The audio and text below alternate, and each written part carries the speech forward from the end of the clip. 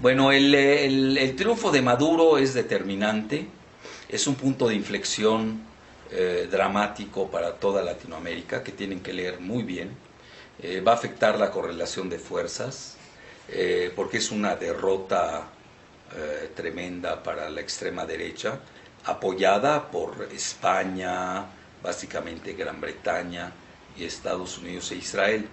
Entonces, esto marca ya un camino, yo diría, irrefrenable en estos momentos en la estructura de Latinoamérica, y que tendrá impacto en todos los rincones, incluso México.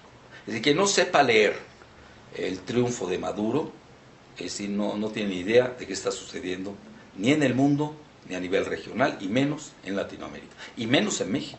En México va a tener repercusiones muy profundas el triunfo de Maduro, porque es una centroizquierda, aunque más allá de la propaganda barata, es una centroizquierda. Nunca quiso ir Chávez más allá de las clases medias, a las que respetó. La propiedad privada se ha respetado en Venezuela, la burguesía sigue más boyante que nunca, pero obviamente él ha tenido una política dirigida a las clases populares, a tal grado que el mejor índice Gini, escribe GNI, que es el que mejor refleja la disparidad entre ricos y pobres, el mejor índice Gini de Latinoamérica lo tiene Venezuela, y el peor lo tiene México, para ubicarnos. De ahí que podamos sintetizar que el triunfo de Maduro lo que está marcando es la consolidación de una dinámica que se ha venido dando específicamente más que en ningún otro lugar en Sudamérica, con mandatarios muy libertarios, independientes y libres, que buscan un destino particular para Sudamérica, independientemente de la doctrina Monroe, que es América para Estados Unidos. Lo estoy traduciendo. La doctrina Monroe decía América para los americanos, lo cual significa América para Estados Unidos. Obviamente eso ya no se va a dar, eso hay que entenderlo muy bien. Bueno, de ahí el segundo punto que yo marcaría es de que el postchavismo no va a ser fácil. El mismo Chávez hizo ajustes a su proyecto. El problema grave de Venezuela, obviamente, es el boicot financierista de Londres, la City, de Wall Street, y obviamente todo el embate ya ha salido en Wikileaks. Incluso el presidente panista ilegítimo Calderón, un gran genocida que tienen albergado en la Universidad de Harvard, Calderón Hinojosa, pues lo han sacado. Él presionaba a Estados Unidos para derrocar a Chávez. Entonces, obviamente esta situación pues tiene connotaciones muy profundas con el triunfo de Maduro. Pero tampoco hay que perder de vista que el postchavismo no puede ser igual que Chávez, por una sencilla razón: los tiempos no son iguales, las circunstancias son diferentes, y yo creo que Nicolás Maduro tiene que hacer profundos cambios en dos ámbitos. Uno, la seguridad, aunque la seguridad no es un fenómeno único, la inseguridad no es un fenómeno único de Venezuela. Centroamérica está peor que Venezuela, no sé si esto a alguien le pueda consolar. México está mucho peor que Venezuela. El segundo, que es la reorganización económica, que yo llamaría, y versa sobre todo en la autosuficiencia alimentaria.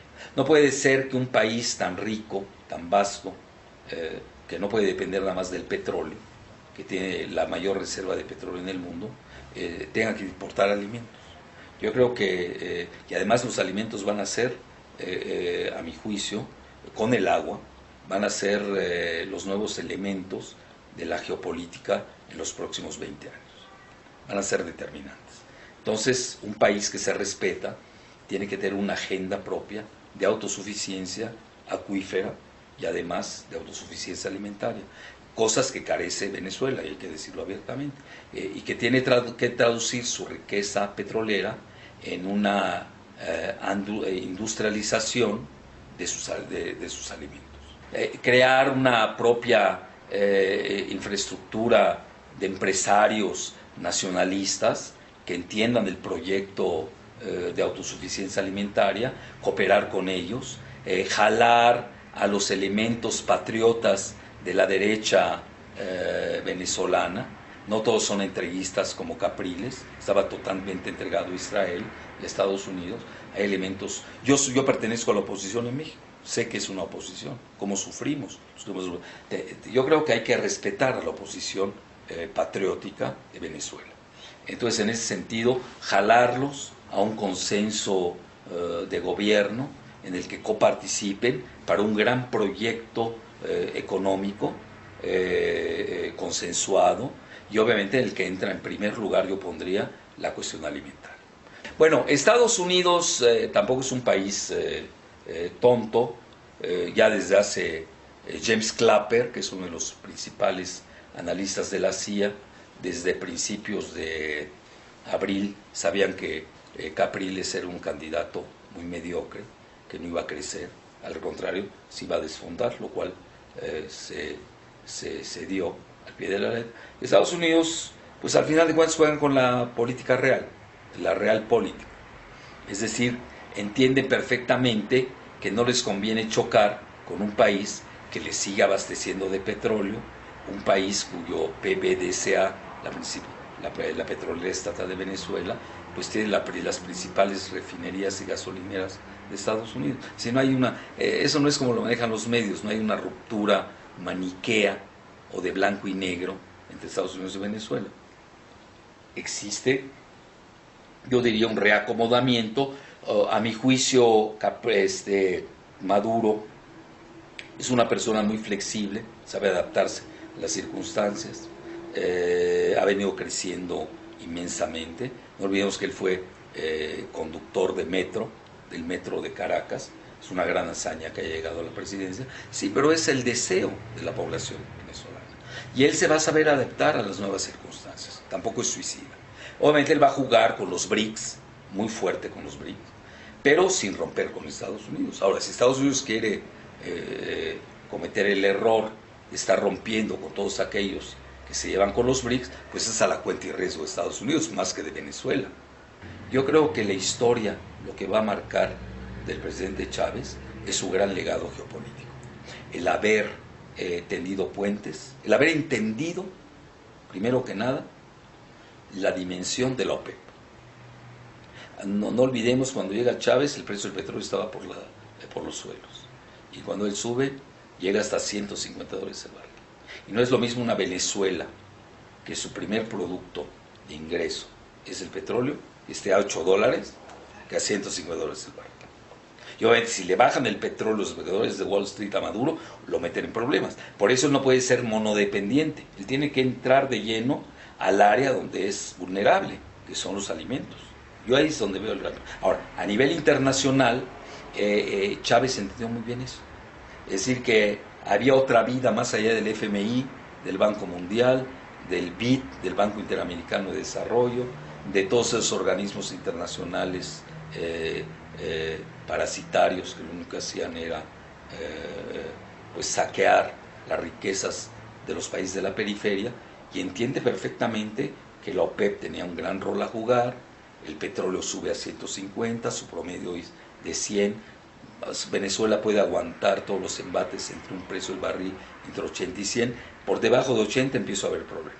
Eso también hay que entenderlo. Pero más que nada lo que hay que entender es de que Chávez tendió puentes de oxigenación, primero que nada hacia el Caribe, mediante el ALBA, Centroamérica, que fue una genialidad.